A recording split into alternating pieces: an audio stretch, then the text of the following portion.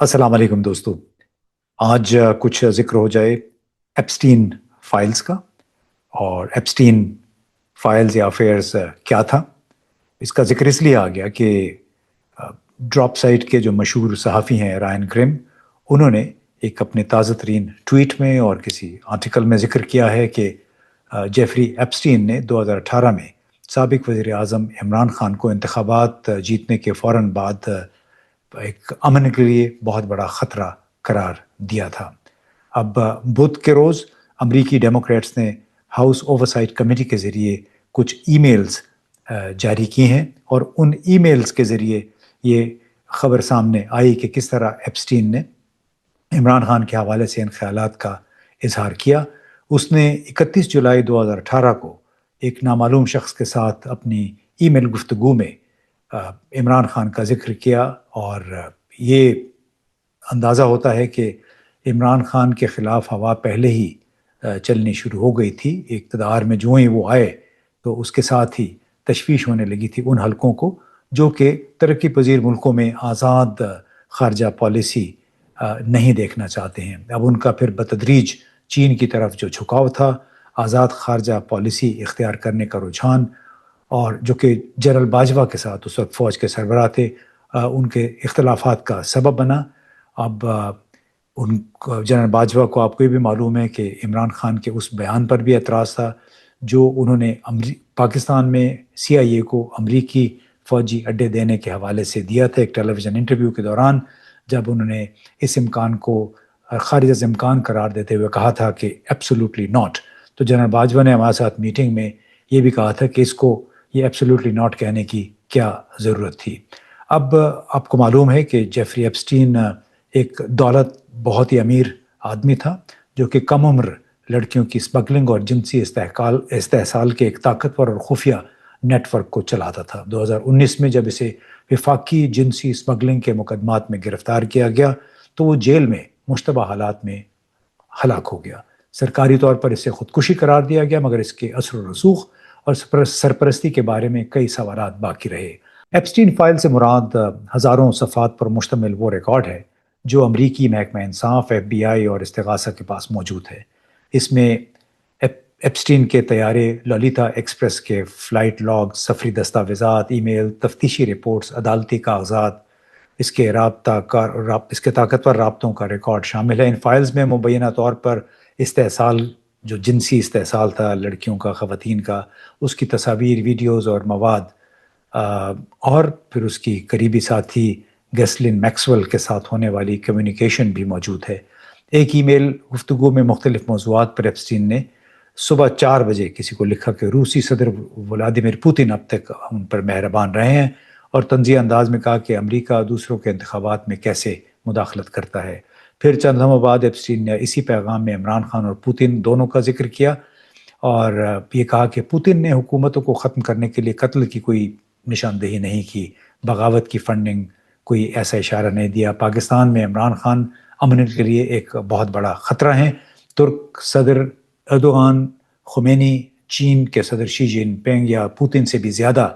बड़ा ख़तरा है। ये इमरान खान के बारे में उस कम्युनिकेशन में लिखा हुआ है। फिर दूसरे फ़र्द ने पूछा कि पाकिस्तान में पॉपुलिस्ट का मतलब है कि एक अवामी तौर पे मकबूल रहनुमा, जिस पर एप्स्टीन ने सिर्फ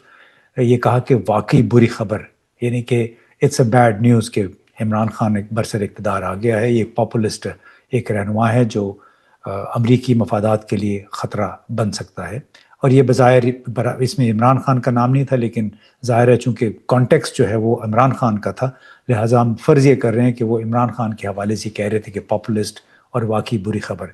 अब जिस शख्स ने जिनसी मुजरिम से बात की वो हैरान हुआ कि वो क्रिकेट खिलाड़ी, उससे सवाल पूछा कि वो इस्लाम पसंद से भी बदतर कैसे हो सकता है, यानी जो इस्लामी मुल्कों के रहनुमा जैसे खुमैनी या दूसरे इस्लामी मुल्कों के। तो एप्स्टीन ने जवाब दिया कि डोनाल्ड को आइंस्टाइन बना देता है। उन्होंने मजीद लिखा कि बहुत से जौहरी हथियार एर्दोगान या खुमैनी नहीं, वो मेरे 2 दोस्तों से शादीशुदा था, एक जिमी गोल्डस्मिथ की बेटी के साथ, बहुत अमीर थी, सब पर कब्जा करने वाला, इसे इस्लाम कबूल करने पर मजबूर किया, पागल। यानी अधूरी सी बातें हैं, लेकिन ज़ाहिर इशारों कनायों में ये बात हो रही हैं। تو ظاہر ہے جمائمہ گولڈ سمتھ کا اس میں اس نے ذکر کیا، اور ایپسٹین نے پھر یہ کہا کہ آپ کی شخصیت کی پیش گوئی سے مطابقت رکھتا ہے، وہ کرکٹ کا کپتان ہے، شطرنج کا کھلاڑی نہیں، لیکن ہجوم کو جوش دلانے میں اچھا ہے۔ ای میل کے مطابق یہ گفتگو پھر 40 منٹ کے لیے خاموش ہوئی، پھر کسی دوسرے موضوع پر بات چیت ہوئی۔ اب آکسفورڈ یونیورسٹی سے تعلیم یافتہ عمران خان کو سیاست میں آنے سے پہلے دنیا کے بہترین آل راؤنڈ کرکٹرز میں شمار کیا جاتا تھا، سب کو معلوم ہے، اور ان کے پاس متعدد خواتین اس کو پسند بھی کرتی تھیں، اور کہا جاتا تھا کہ وہ لندن کے نائٹ کلبز بھی جاتے تھے، اور بہت ساری عورتیں ظاہر ہے ان سے کرکٹ کی وجہ سے، ان کی شخصیت کی وجہ سے ان کے ساتھ وابستگی کا اظہار بھی کرتی تھیں۔ اب جب ایپسٹین کی ای میلز میں عمران خان کا ذکر سوشل میڈیا پر آیا تو اس کے ساتھ ہی کوئی 1990 کی کوئی پارٹی تھی جب عمران خان اپنے جوبن پہ تھے، تو کوئی برطانوی سوشلائٹ گیسلن میکسویل کی تصویر ان کے ساتھ ہے، وہ کسی پارٹی میں ہیں، اور جو ہمارے بہت سارے جان پہچان کے لوگوں نے ٹویٹر پہ پھر شیئر بھی کر دی، اور یہ میکسویل وہ خاتون ہے جو اس وقت 20 سال کی قید کاٹ رہی ہے، کیونکہ 2021 میں نیو یارک کی جیوری نے انہیں کم عمر لڑکیوں کے جنسی استحصال میں ایپسٹین کی مدد کرنے پر مجرم قرار دیا۔ اب ایپسٹین کی جو طاقتور رابطے تھے باثر، یہ اس میں بہت سارے لوگ شامل تھے، اس میں امریکی صدر ڈونلڈ ٹرمپ کے ایک اعلیٰ مشیر سے لے کر برطانیہ کے سابق پرنس اینڈریو تک شامل ہیں، بڑے بڑے صنعت کار بزنس مین بھی اس کی پارٹیوں میں جاتے تھے۔ اب ان ای میل سے یہ بھی ظاہر ہوتا ہے کہ ٹرمپ ایپسٹین کے جنسی استحصال سے آگاہ تھے اور یقیناً لڑکیوں کے بارے میں جانتے تھے۔ امریکہ میں ہاؤس آف ریپرزینٹیٹیوز میں آئندہ ہفتے اس مسئلے پہ ووٹ ہو رہا ہے کہ ایپسٹین کے خلاف سالوں میں جمع کیے گئے شواہد بشمول ان افراد کی شناخت جو مبینہ طور پر جنسی اسمگلنگ میں ملوث تھے، یہ تمام مواد جاری کیا جائے یا نہ کیا جائے۔ ٹرمپ نے شفافیت کی کوشش کو ایک فریب قرار دیا اور ساتھ ہی ایپسٹین کے دیگر تعلقات بشمول سابق صدر کلنٹن کے ساتھ اس کی تحقیقات کا مطالبہ بھی کیا ہے۔ اب یہ کہا جا رہا ہے کہ کانگریس میں ڈیموکریٹس کی جانب سے پہلے ہی جاری دستاویزات میں 2009 سے 2019 تک کی ای میلز شامل ہیں۔ اب جیفری ایپسٹین 2019 میں اپنے خلاف مقدمہ شروع ہونے سے پہلے ہی جیل میں خودکشی کر لی یا وہ مر گیا۔ اب اس تمام قصے کا مقصد یہ تھا کہ عمران خان کے خلاف ایک بین الاقوامی معاندانہ فضا پہلے ہی قائم ہو چکی تھی، مخصوص حلقوں میں، بڑے حلقوں میں ان کو ایک انتہا پسند پاپولسٹ قوم پرست لیڈر کے طور پہ پیش کیا جاتا تھا،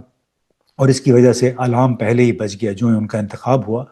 آپ کو معلوم ہے کہ وہ اگست میں انہوں نے اقتدار سنبھالا تھا، اس سے پہلے ہی چیمیں گوئیاں شروع ہو گئی تھیں کہ وہ کس قسم کی سیاست جو ہے وہ کیا رستہ اختیار کریں گے۔ اور یعنی آپ اس گفتگو سے اندازہ لگا لیں کہ انہیں پاپولسٹ کہا جا رہا ہے، انہیں نیوکلیر بموں سے زیادہ خطرناک قرار دیا جا رہا ہے ان ای میلز میں جس کا تبادلہ ایپسٹین نے اپنے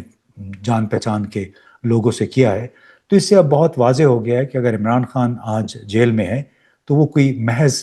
اندرونی حالات نہیں تھے، بلکہ ان کی جیل حکومت کے خاتمے میں اور ان کے جیل جانے میں بہت سارے بیرونی عناصر بھی کار فرما تھے، اور یہی وجہ ہے